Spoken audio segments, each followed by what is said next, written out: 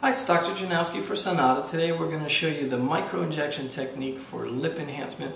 Micro-injection just means I'm using very small amounts at a time per injection with a very small needle. I use an insulin needle. It's pretty much the smallest needle you can get. And we put some numbing cream on the lip. That's all that's needed. We don't really need to do dental blocks anymore for lips with this technique. You can also use a cannula for lip, which I've done, and I have videos on that. But I find this is a very nice technique, especially if we're trying to create shape or we're trying to be very specific and very precise about where the product's going. And Carrie already has a very nice lip, so we're just going to enhance the nice shape that she's got. And I'll show you some techniques using that technique. Using the micro-injection technique, you can see very small needle, very small amounts at a time. It gives us a lot of control. It's virtually painless to the patient. So slightly open mouth. So we'll place a little bit in these little pillows here.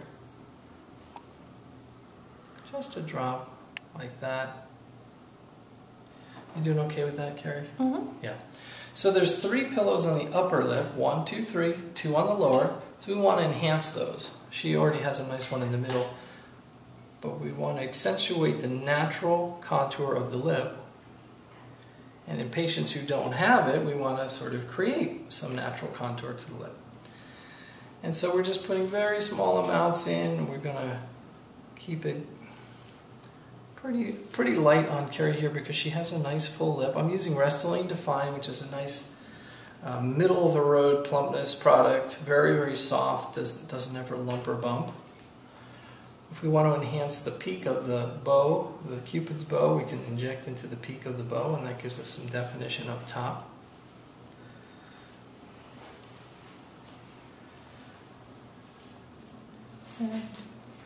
Again, with pain control techniques, tapping at the same time as injecting really helps patients. The brain gets confused with what it's sensing, and we have less discomfort. I'm going to do some on the bottom now.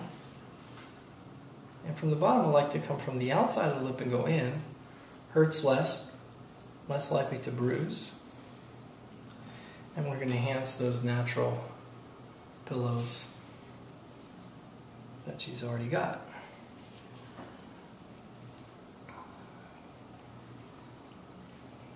There's really minimal to no bruising with this technique because we're not going very deep. So we don't typically see anything more than sometimes a little dot here and there. It doesn't look like you got beat up. You can go right out to lunch afterwards if you wanted. With these products, we don't see a lot of swelling. So patients appreciate the quick recovery.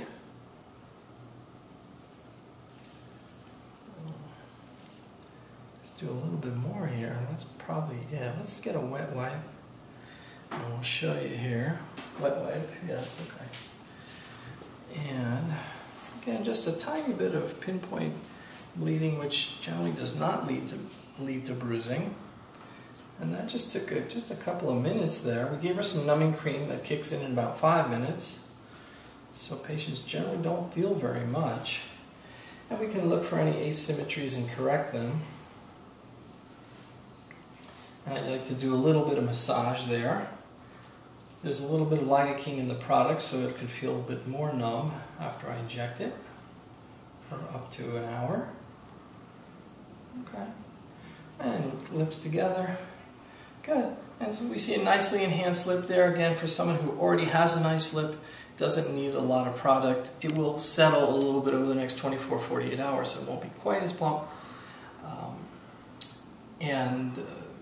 Really, there's minimal to no recovery with that procedure. How did you do with that? I didn't even feel anything. Yeah, it's very easy to do. So patients are always nervous about lips. They are sensitive, but we use techniques to make it very easy and a nice natural looking result.